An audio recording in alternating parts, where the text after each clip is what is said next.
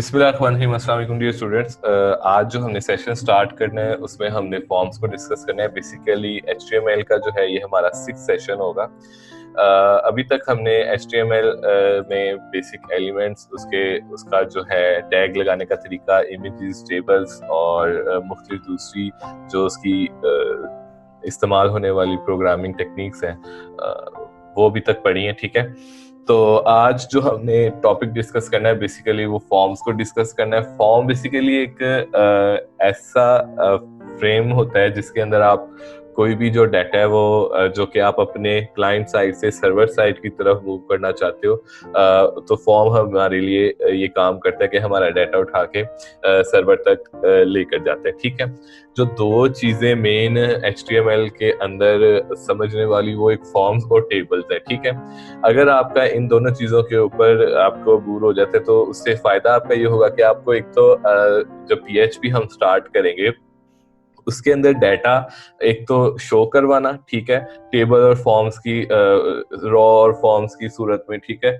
वो आसान हो जाएगा। और उसके बाद अगर फॉर्म में आपको बुरा आता है तो फॉर्म से आपको डाटा फीच करना, यानी कि यूजर से डाटा कलेक्ट करके एक डाटाबेस के सर्वर में रखना आसानी हो जाएगी। फॉर्म क्या करेगा, आपका डाटाबेस उठाएगा और डाटाबेस से डाटा उठाएगा आपके लोकल साइट से, वो डाटाबेस में सेव करेगा यूजिंग PHP। ठीक है, और उसके बाद जो टेबल है वो जिस तरीके से आप डाटा दिखाना चाहते हो, कोई प्रोफाइल फॉर्म में इमेजेस साइट पर लगाना चाहते हो, या वो जो भी आपका यूजर्स का डाटा है वो दिखाना चाहते हो, उसमें एडिट डिलीट करना चाहते हो, वो सारा फॉर्म्स की शक्ल में आएगा। ठीक है, तो टेबल्स की शक्ल में आएगा। ठीक है, मुख्तसर ये कि फॉर्म डाटा आपका साइन अप फॉर्म की शक्ल में या लॉगिन फॉर्म की शक्ल में डाटा आपसे लेता है और वो डाटाबेस में सेव करवा देता है, और जो टेबल्स हैं वो आपका आउटपुट की दिखा देते हैं, आपका जो सेव डाटा होता है। ठीक है, फॉर्म का एलिमेंट जो है वो सिंपल है कि आप फॉर्म लिखते हो तो टैग आपका स्टार्ट हो जाता है, उसके अंदर जो भी आप एलिमेंट्स लिखना चाहते हो, 2-3 किस्म के मेन एलिमेंट्स होते हैं,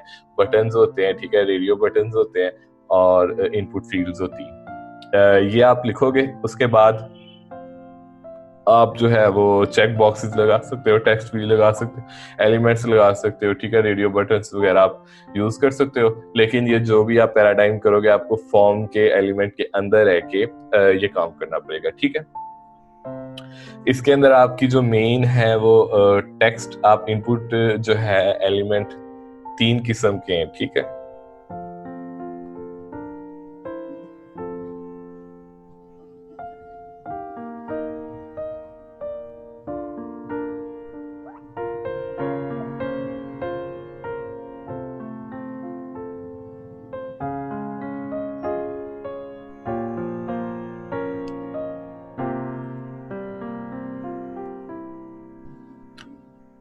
आपके जो इनपुट फील्ड्स है ना वो 3 किस्म के यहाँ पे अभी हम डिस्कस करेंगे, जिसके अंदर आपका input type text, input type radio और इनपुट टाइप सबमिट है। ठीक है, अच्छा, तो टेक्स्ट जो है वो सिंपली आपका टेक्स्ट लेगा और सबमिट करवा देगा आपकी डेटाबेस के अंदर। रेडियो बटन जो है ये 2 ऑप्शंस क्रिएट करेगा कि आप कोई एक सेलेक्ट करना चाहते हो, ठीक है, और जो सबमिट बटन है वो जो भी डाटा है आपका, चाहे वो टेक्स्ट फॉर्म में या रेडियो बटन में है, वो आप आसानी से जो है ना उसको डेटाबेस में सेव करवा सकोगे। अब जो इनपुट टाइप टेक्स्ट है वो 1 लाइन इनपुट किस तरीके से ली जाती है उसका मैं आपको कोड थोड़ा सा चला कर दिखा देता हूँ। यहाँ पे मैंने एक नया टेक्स्ट एडिटर ओपन किया।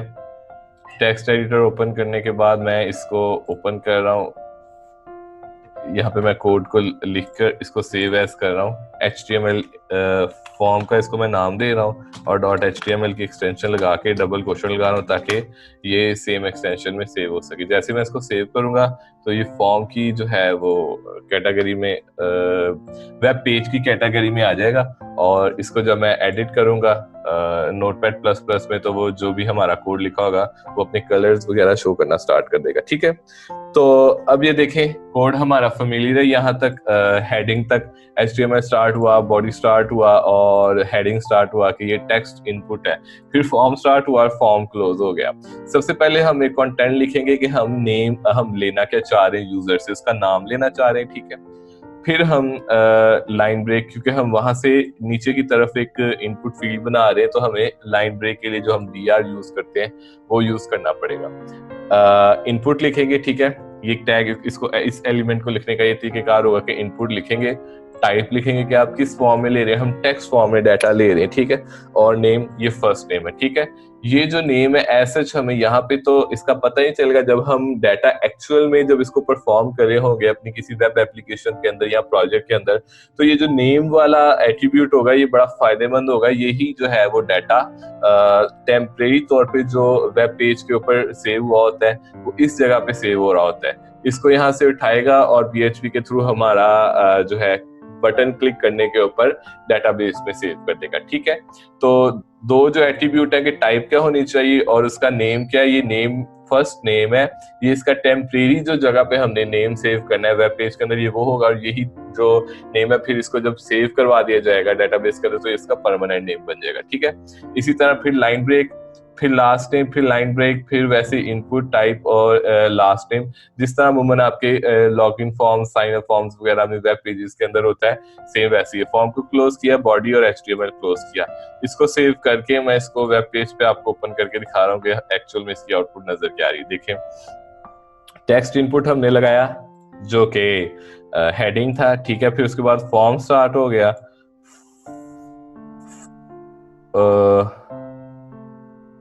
फॉर्म स्टार्ट होने के बाद फर्स्ट नेम, फिर लाइन ब्रेक हो गई थी कॉलन के बाद, तो इनपुट फील्ड। अब ये देखिए यहाँ पे इनपुट फील्ड जिस तरीके से आपका कोई भी साइन अप फॉर्म होता है या लॉगिन फॉर्म होता है, वहां पे आप अपना अगर फर्स्ट नेम लिख रहे हैं, ठीक है, अली, और फिर इस तरह टाइप करेंगे तो नेक्स्ट में चले जाएंगे और वहां पे अहमद, ठीक है। सेम आपको जिस तरह आप फिलअप करते हो अपना कोई भी फॉर्म किसी भी वेब पेज के अंदर, तो बिल्कुल वैसी आउटलुक दे रहा है, ठीक है।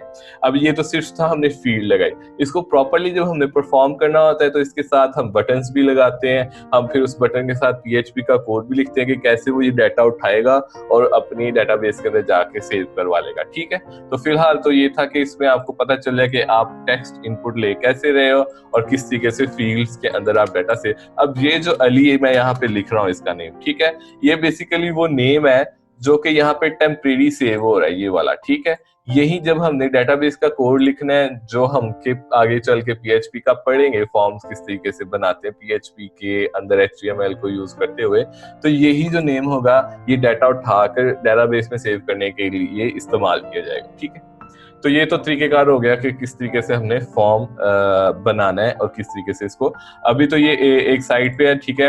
अब आप थोड़ी सी अपनी अगर HTML पे ग्रिप हो गया, आप इसको थोड़ा सा अपना इस्तेमाल करके ना प्रीवियस टूल किट जो अभी तक हमने आपकी बना दिया, आप यहाँ पे इसका बैकग्राउंड कलर चेंज कर सकते हो, ठीक है। आप इसको सेंटर में लेके जा सकते हो, आप इसके ऊपर कोई ऐसा इमेज लगा सकते हो किसी भी यूजर के लिए जिस तरह का लॉगिन होता है, तो बड़ा आपको जो है ना वो उस तरह का इंटरफेस मिलेगा जिस तरह की बाकी वेबसाइट्स के ऊपर होता है, ठीक है। आप टेक्स्ट इनपुट के ऊपर एक इमेज लगाएं जिसके अंदर लॉगिन का कोई जिस तरह के आइकन्स होते हैं, डोर का आइकन्स होता है या किसी भी उसका आइकॉन होता है आपका एक यूजर का आइकॉन बना होता है, वो आप इसके ऊपर लगा के एज अ इमेज, तो आप पूरे का पूरा जिस तरह किसी भी प्रोफेशनल वेब का एक इंटरफेस होता है वो बना सकते हो, ठीक है। थोड़ा सा मैं आपको बता रहा हूँ, आपने इसको सपोज अगर इसको ही यहाँ से पूरी की पूरी फील्ड को लेकर जाना है सेंटर में, आप सिंपली यहाँ पे सेंटर लगाएंगे, ठीक है, और फॉर्म के बाद सेंटर का जितना आपने एलिमेंट लेकर जाना है आप उसको टैग लगा के तो आप उसको सेंटर में लेके जा सकते हैं। इसी तरह टेक्स्ट इनपुट को सेंटर में अगर आपने इमेज, यहाँ पे आप इमेज वाला टैग लगा के IMG वाला जो भी इसका तरीकेकार है वो लगा के आप यहाँ पे टॉप पे इमेज लगा सकते हैं, ठीक है। ये आपने लगा कर देखना है, तो अगर कोई इशू बने तो आपने मुझसे कांटेक्ट कर लेना है, ठीक है। ये तो था फॉर्म में डाटा इनपुट फील्ड किस तरीके से आपने लगाना। अब नेक्स्ट ये है कि कई बार इस तरह की होती है सिचुएशन कि हमने दो चीजों में से एक चीज सिलेक्ट करनी होती है, जिसमें से सबसे फेमस तो ये है कि जब आपने अपना जेंडर सिलेक्ट करना होता है, उसमें आप मेल या फीमेल है किसी भी साइन अप फॉर्म के अंदर, चाहे आप जीमेल में लॉगिन कर रहे हैं, फेसबुक में, याहू में, कोई भी इस तरह के जो फेमस वेब एप्लीकेशंस होती हैं, तो आपको इन दोनों में से एक सिलेक्शन करनी होती है, ठीक है। तो आप वो कर कैसे सकते हो, इनपुट टाइप जहाँ पे अभी हम टेक्स्ट कर रहे थे वहां पे आप रेडियो करोगे और उसकी वैल्यू जो होगी उसमें से कौन सा चेक करना है कौन सा अनचेक करना है वो आप कर सकोगे, ठीक है। ये कोड भी मैं आपको चला कर दिखा देता हूँ। यहाँ तक फेमिलियर कोड हमारा फॉर्म स्टार्ट हो गया, फॉर्म क्लोज हो गया, बॉडी क्लोज हो गया, एचटीएमएल क्लोज हो गया, इनपुट टाइप अब यहाँ पे जहाँ पे टेक्स्ट था वहाँ पे हमने रेडियो कर दिया। नेम दोनों का जेंडर है, इसमें दोनों का नेम सेम जेंडर होने का मकसद ये है कि जाहिर बात है जब एक वैल्यू मेल जेंडर में सेव हो जाएगी, जब हमने इसको वाकई ही लेकर जाना है डेटाबेस के अंदर, तो ये इन दोनों में से कोई एक एक्टिव हो जाएगा, ठीक है। जोन सा भी एक्टिव होगा वो जेंडर कहलाएगा और वो जाके डेटाबेस में सेव हो जाएगा। जो कि इस ब्रैकेट के बाद कंटेंट शो हो रहा है, ये हमारा वेब पेज के ऊपर वैसे कंटेंट शो होगा। आपने अभी तक जितना भी हमने कोड स्टडी किया उस पर आपने ये गौर किया होगा कि जैसे ब्लैक जो भी चीज लिखी होती है वो आपको आउटपुट के तौर पे नजर आ रहा होता है आपके वेब पेज के अंदर। अब ये जो पूरे का पूरा वेब जो पेज बन रहा है इसके अंदर जो लिखी हुई चीजें होंगी वो आपको दो ही नजर आएंगी, एक तो ये रेडियो बटन्स जो कि ब्लैक में लिखा हुआ है और एक मेल और एक फीमेल, ये तीन चीजें मैक्सिमम आपको नजर आएंगी, बाकी आपको रेडियो बटन नजर आएंगे जो कि ये परफॉर्म कर रहे हैं, ठीक है। मेल हो गया और फिर ये फीमेल हो गया। इसको मैं अब सेव करके दोबारा उस वेब पेज को, अब ये देखें रेडियो बटन्स आ गया, मेल और फीमेल आ गया, ठीक है। इसको भी मैं सेंटर कर लेता हूँ ताकि मुझे थोड़ा सा एक्सप्लेन करने में आसानी हो जाए।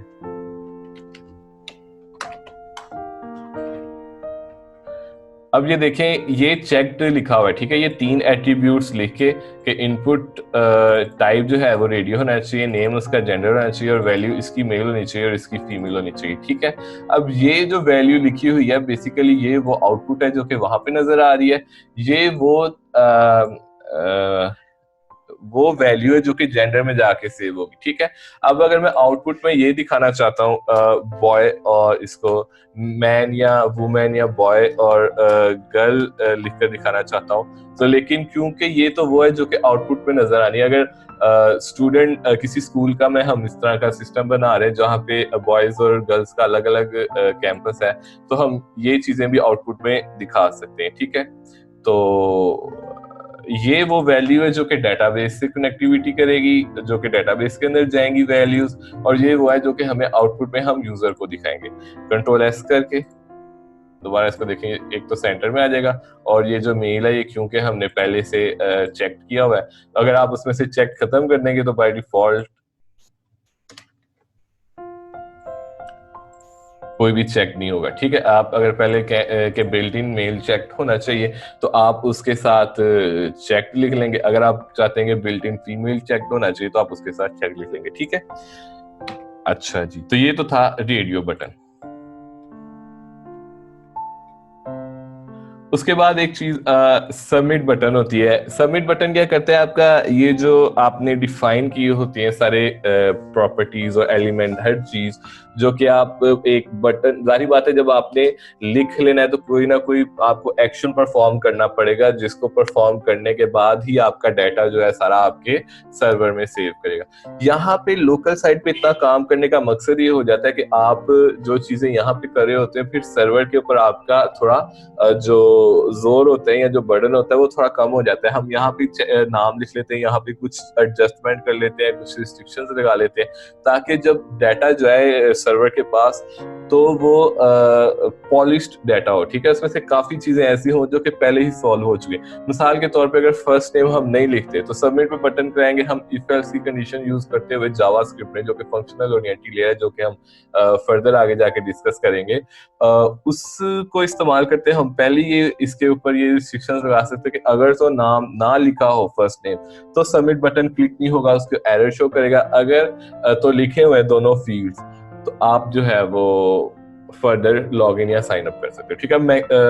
मैक्सिमम जो वेब एप्लीकेशन है, फेसबुक, जीमेल जितने भी हैं, उसके अंदर ऐसे ही होता है, अगर आप वैसे बटन सबमिट क्लिक करते जाओ तो वो एरर शो करता रहता है कि पहले हम अपना नाम, एज, डेट ऑफ बर्थ, जो भी उन्होंने रिक्वायरमेंट्स मांगी है वो आप ऐड करेंगे तो आपको फर्दर उनके वेब पेज पे लेकर जाया जाएगा, ठीक है। ये वाला मैं आपको कोड चला कर दिखा देता हूँ जिसके अंदर बटन को किस तरीके से।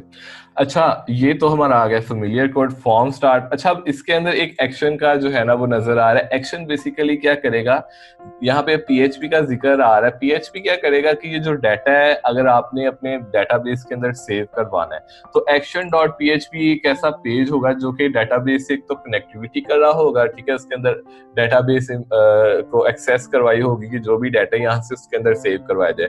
और एक ये कि उसके अंदर एक ये भी कोड लिखा आएगा कि डाटा उठा के डाटाबेस में जो जो हमने कॉलम्स और रोज बनाई हुई है ना वहां वहां पे जाके इन चीजों को जाके एडजस्ट कर दे, ठीक है।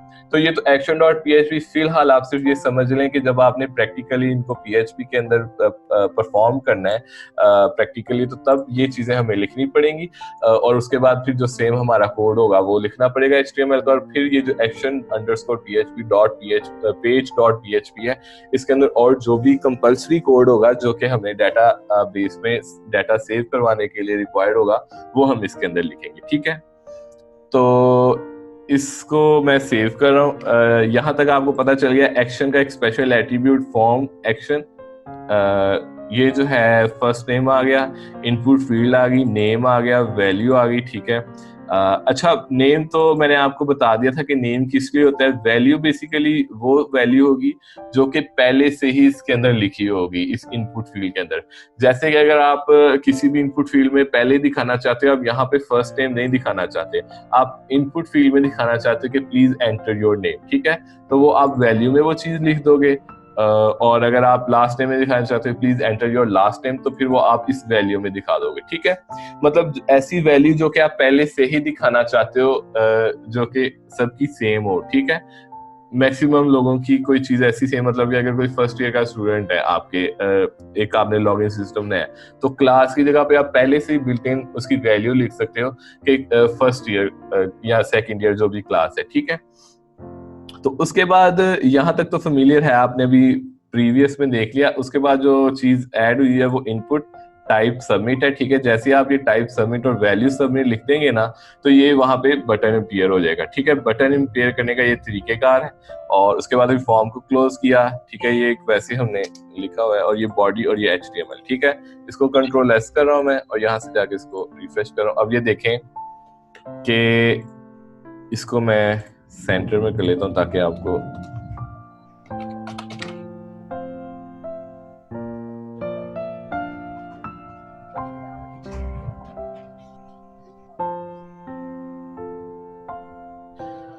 अब ये देखें कि फर्स्ट नेम निकी और लास्ट नेम माउस लिखा हुआ है, ठीक है। अब यहाँ पे अगर मैं इसको नहीं दिखाना चाहता, ठीक है, मैं सिंपल उसको 2 पेज में ही रखना चाहता हूँ, तो यहाँ से मैं इसको खत्म कर दूंगा और यहाँ पे मैं इसको लिख दूंगा कि please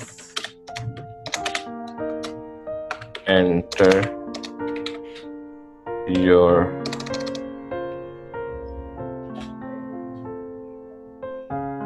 first name. Control S किया, यहाँ पे जाके मैं और यहाँ पे आपको पहले दिखा देगा कि please enter your first name, ठीक है। इसी तरह आप नीचे वाले में भी दिखा सकते हैं please enter your last name, ठीक है। या सिंपली आपने इस तरह अगर सिर्फ दिखा देंगे फर्स्ट नेम और फिर लास्ट नेम, ठीक है, कंट्रोल एस करें और यहाँ से इसको दोबारा, मतलब कि यहाँ पे आपने फर्स्ट नेम लिखना है, यहाँ पे लास्ट नेम लिखना है, ठीक है। इसको आप खत्म कर लेंगे और यहाँ से भी खत्म कर लेंगे। अब आपको पता है पहले में आपने अपना फर्स्ट नेम लिखना है, दूसरे में आपने अपना लास्ट नेम लिखना है, और इसको आपने सबमिट वाले बटन पे क्लिक कर देना। अभी फिलहाल सबमिट के बटन पे क्लिक करने से कुछ होगा नहीं, क्योंकि हमने सबमिट करने के बाद जो एक्शन के लिए पेज इंक्लूड करवाया हुआ है इसके अंदर वो यहाँ पे नहीं, ठीक है। अब आप यहाँ पे थोड़ा सा अपना कॉन्सेप्ट रिवाइज करें। जब मैंने आपको इमेज लगाना सिखाया था वहां पे आपको मैंने बताया था कि आपने एक फॉरवर्ड स्लैश लगानी होती, ठीक है। यहाँ पे अगर आपका लोकल पेज पे ही ये पेज पड़ा है, मिसाल के तौर पे ये index.php हो, अगर ये फाइल जो form.html है, क्योंकि जब हमने PHP पे काम करना है तो हमने इसके एक्सटेंशन को .php कर देना है और उसके अंदर जो हम HTML चलाएंगे वो भी चल रही होगी और साथ उसके PHP भी चल रही होगी, ठीक है। तो सपोज अगर ये index.html है, इसके अंदर action_php page.php पड़ी हुई है, तो हम यहाँ पे इसको फॉरवर्ड स्लैश लगाएंगे, ठीक है, और उस पेज को इंक्लूड करवा देंगे। सबमिट बटन करने के बाद जो है ये उस पेज पे चला जाएगा, ठीक है। ये देखिए action underscore page dot PHP आ गया, ठीक है, और उसके बाद फर्स्ट नेम हमने जो लिखा था वो अली आ गया, और लास्ट नेम जो हमने लिखा अहमद आ गया। ये इसने आगे वर्किंग इसीलिए कोई नहीं की क्योंकि एक तो हमने इसको अभी फिलहाल सर्वर नहीं बनाया PHP का, और दूसरा ये है कि इसके अंदर ये पेज भी एक्शन अंडरस्कोर PHP नहीं है, अगर होता भी तो उससे वर्किंग नहीं करनी थी, ठीक है। अच्छा, ये तो हो गया कि आपने सबमिट बटन क्लिक करके किस तरीके से आपने डेटाबेस के अंदर सेव करवाना है। अच्छा, अब इसके बाद जो है ना गेट और पोस्ट दो